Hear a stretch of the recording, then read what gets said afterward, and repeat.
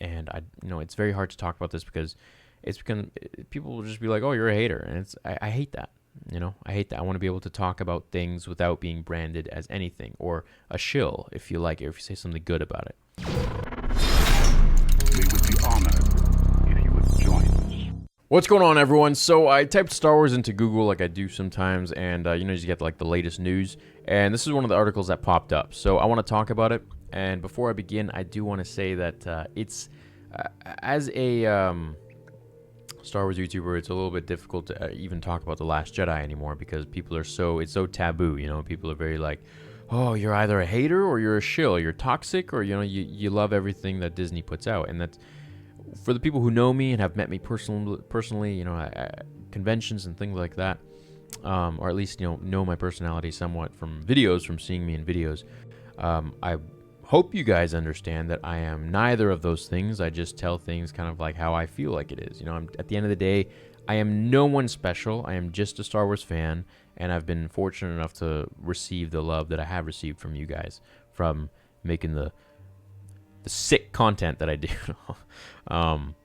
So let's go on with this video, and then we're going to talk about it. We might get pretty deep. It might go to a rabbit hole somewhere. We're going to see how deep it goes today, but let's check this out.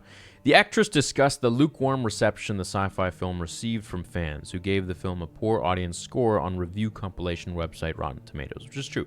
Last Jedi got like I think it got like 40% or something like that on Rotten Tomatoes. I wasn't surprised, she says. No, it's just a different thing. Everyone's going to have an opinion now anyway on the internet, but I also think it's fair. If people hold something incredibly dear and think they know how it should be, and it's not like that, it's fair for people to think they were done wrong. It doesn't mean they were. Ultimately, Ryan's a filmmaker, and one person can't dictate how a film is supposed to be, but freedom of expression, sure.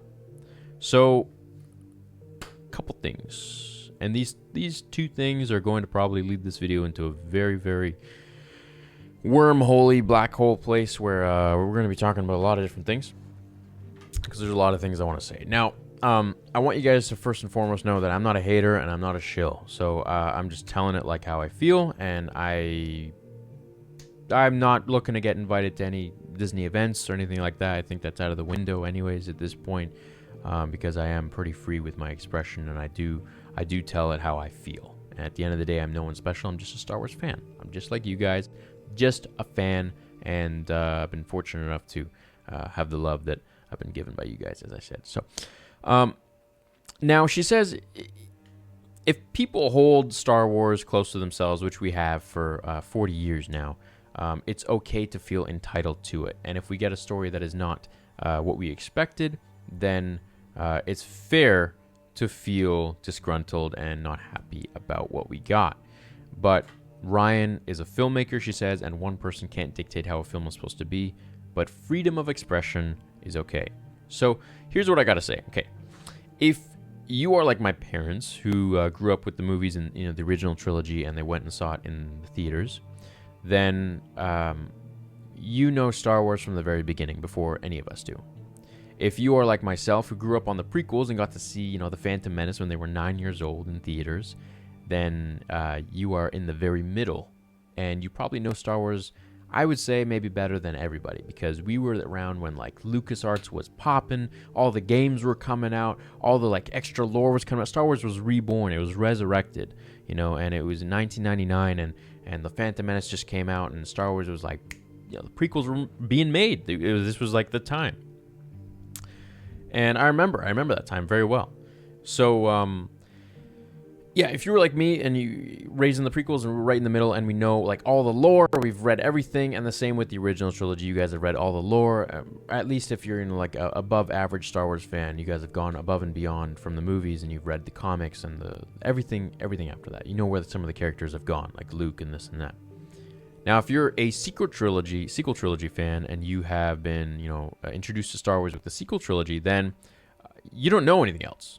Welcome to our fandom. Welcome to Star Wars. It is now yours as well, and you will be carrying on the mantle. You will be carrying on the torch to your generation, just like I will, or whoever else before me is also going to have kids someday. But you don't know anything to do with these characters. You weren't brought up on them. You didn't get to play the games from the prequels or around the prequel era or the original trilogy era. You're fresh. You're a newborn baby, and what you get is what you get, and that's what you know, and that's what you believe. So the Luke you saw in The Last Jedi is the Luke you know, and you're cool with it. That's why a lot of people who are younger, they're like, yeah, makes sense. Cool. Now, for people like, the original trilogy guys, like parents, or the prequel trilogy guys, like myself, we have read I've read a lot of the lore. I've read a lot of the stuff to do with the background characters and the comics, Dark Empire and all this, like the goofy stuff where like Palpatine comes back as a clone, which we might see in the movie where he does essence transfer in episode 9 or something. I don't know. We have been around for that, and we have this idea of where Luke was supposed to go, how he was supposed to be, as George did have ideas for episode 7, 8, 9 himself, but then he sold it, for over $4 billion to Disney.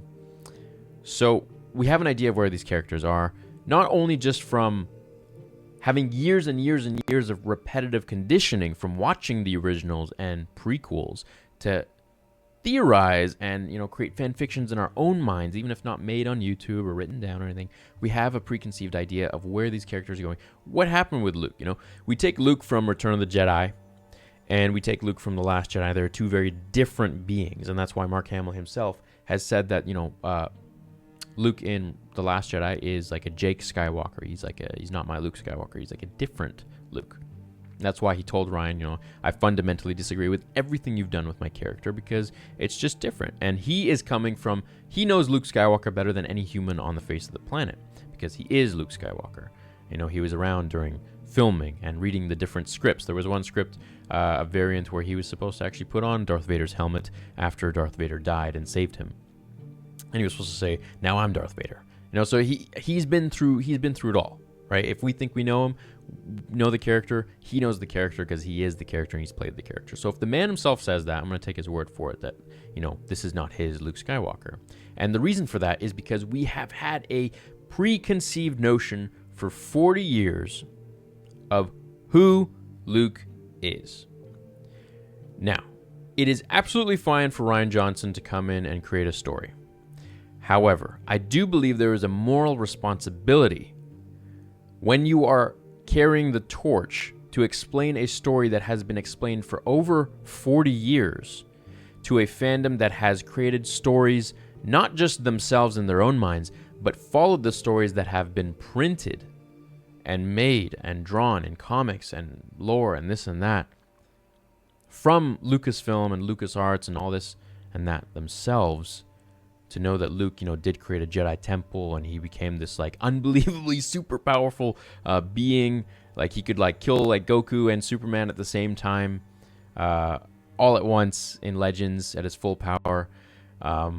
Please don't hate me. I love Dragon Ball Z too. Don't worry about it. And Superman's one of my favorite characters, next to Batman. He was this like extremely powerful character. He was a very hopeful character. Where we left him off in Return of the Jedi, that was the last time we ever saw him.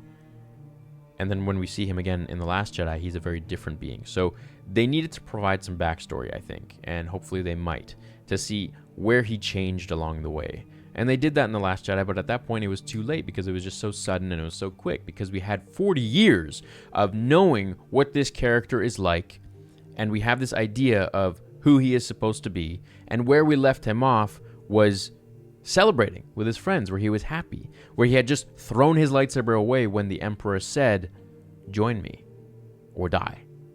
And he says, "No, I'll never join you." And that's it. He was done. He's like, "I'm not going to fight. You can kill me." And he basically threw himself into hell and got electrocuted to have his father turn back to the light, to incite that lightness within his father and to bring Anakin Skywalker back from, the depths of where Vader put him and where Palpatine put him in this cage within, and to return.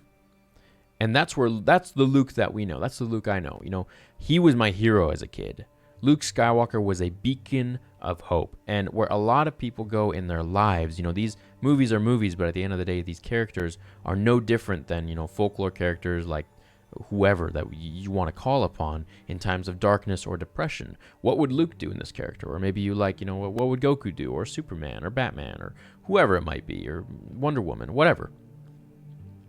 These characters are a symbol of hope, and a lot of people pull from them when they're having times of darkness in their life, when they need an escape. They want to go to a character which is positive and powerful and happy and very strong-minded, like Luke was. And so to see Luke completely opposite of that heroic being that they are so used to and conditioned themselves to love and appreciate and look up to, is a complete I don't want to swear here because I'm trying to keep it family friendly, but it's a mind, it messes with your mind. So that's where a lot of the main problems were with The Last Jedi for a lot of people, for originals and prequel trilogy fans, because we have this notion that like Luke is our hero and he is this certain character, this is the way he is, like that's it. And all of a sudden, identity crisis, like he's just completely changed, he's a different being, and like Mark Hamill has said. So that's where a lot of the responsibility lies on Rian Johnson or whoever the director is. And this isn't a jab at anybody.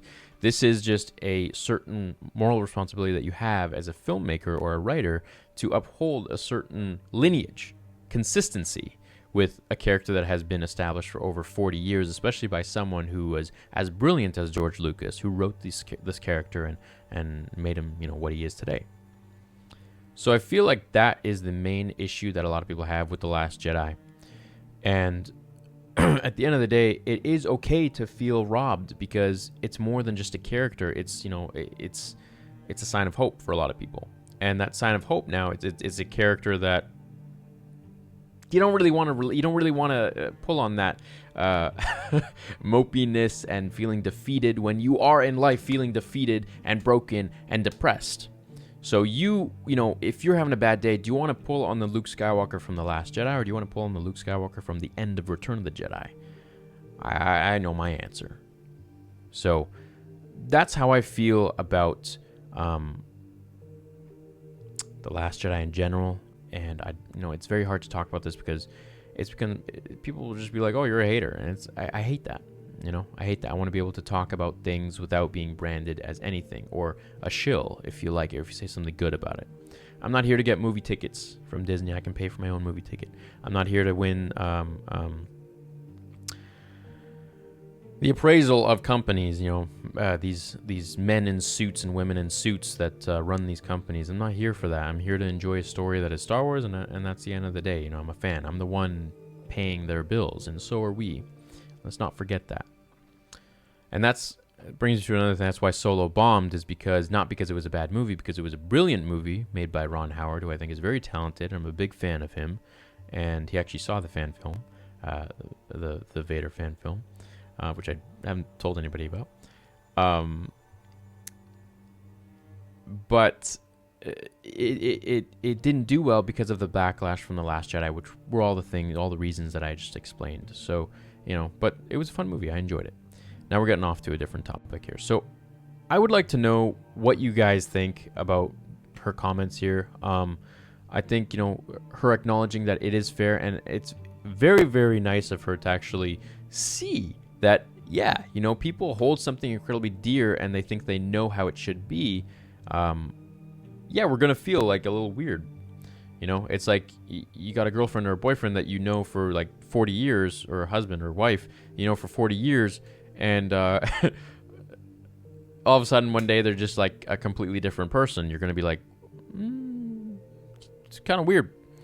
It's it's not your wife or your husband anymore. It's not your Luke Skywalker anymore. It's not your beacon of hope anymore. It's someone else, and that's where the issue lies. That's where a lot of people had a lot of issues, and then it's turned into this big thing and this big war now, where a lot of people just take one side of the coin, and it's like a war between each other. But at the end of the day, it's the same coin. We still love Star Wars, so.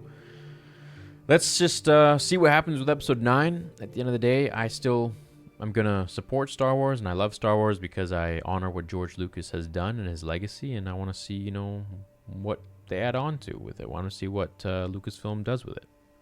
So, that's what I think about this. I think, she is good to say that, it's fair, but I also think that Ryan had a moral responsibility to continue the lineage, the legacy of Luke Skywalker. And if they do something in Episode 9 that makes everything kind of make sense, well, great. That could be a great fluke, or maybe it was predestined and it was planned this entire time. I don't know. But from the things we've heard and whatnot, and George Lucas's original plans for Episode 9, where Luke was apparently supposed to die in Episode 9, George Lucas's original plans for the sequel trilogy, I don't think it was supposed to go like this, of course, and that's why Ryan came in and she said freedom of expression by him and by the fans. So I don't know which one she means there, but anyways, I want to know what you guys think.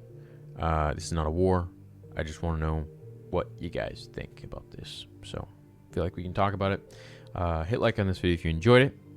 Thank you for watching, and I will see you in the next video. Until then, remember, the Force will be with you always.